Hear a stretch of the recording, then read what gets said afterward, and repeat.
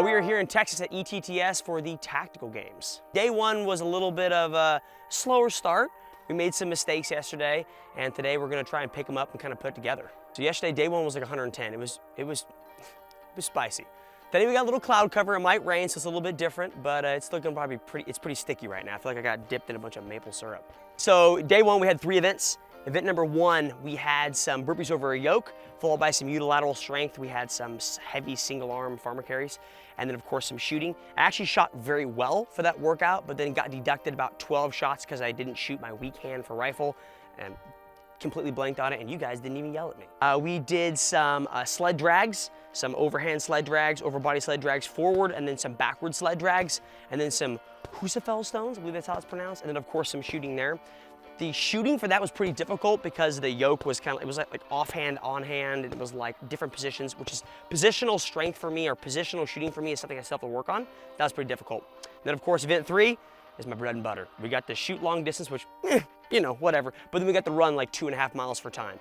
And that was, I think I got first in that event. That was a fun event to do. Yeah, so we had to shoot like 160 yards off of a chain on a bridge.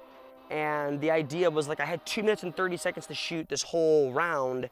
And so the whole concept is I'm not gonna waste my time in the most precarious, hardest shot for 6 rounds. I might as well just move forward and make other shots, especially since the last stage of that shooting was the easiest portion. So I wanna make sure I get there with enough time to make those shots. And so I was just throwing rounds down water, skipping them off water like rocks. So day 2, sometimes we have a floater. This competition we don't have a floater. Meaning like a random event throughout the day that you can go do whenever you want to. But day 2, we have 3 events. The first event we're gonna be doing is we're bringing out an axle bar, right? So a thick bar that doesn't spin, has no rotation on it. And we're doing Zercher holds, right? So here in the crook of your arm, front rack, and then overhead carry, I think like 165, and then of course some shooting.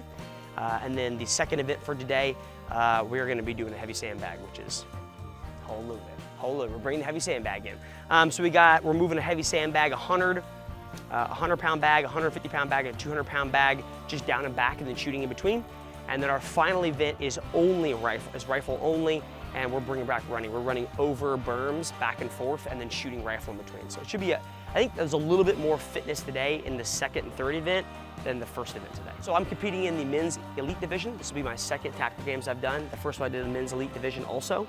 The gentleman in my division who's currently in first, Sal, he's like a SWAT, I think, out of San Antonio.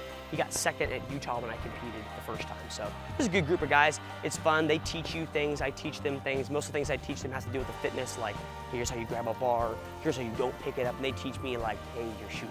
So the biggest learning curve for me is obviously not the fitness. I could come in well, I would say overly prepared for the fitness, you know. But the hardest part for me is the learning curve for the shooting, right? You grow up and you think to yourself, oh yeah, I went hunting and I grew up shooting a BB gun or 22 or whatever. And it's not the same thing to be like, you know, how are my holds? You know, how my positional work off a VTAC board, or how do I, different positions whether I'm kneeling or sitting or standing. And that's just, there's so much learning in that. And so I think from my perspective, like this first year I compete, leading into the national championship, is going to be kind of a learning year. It's going to be like, okay, I'm going to have to learn as much as I can, and then in the off season, it's going to be a whole year of, okay, I need to go spend time with people who are much smarter than me at firearms and learn from them in an effort to come back in 2022 and compete much better. Just for the shooting is, there's just an exponential learning curve there where I have to catch up quite a bit.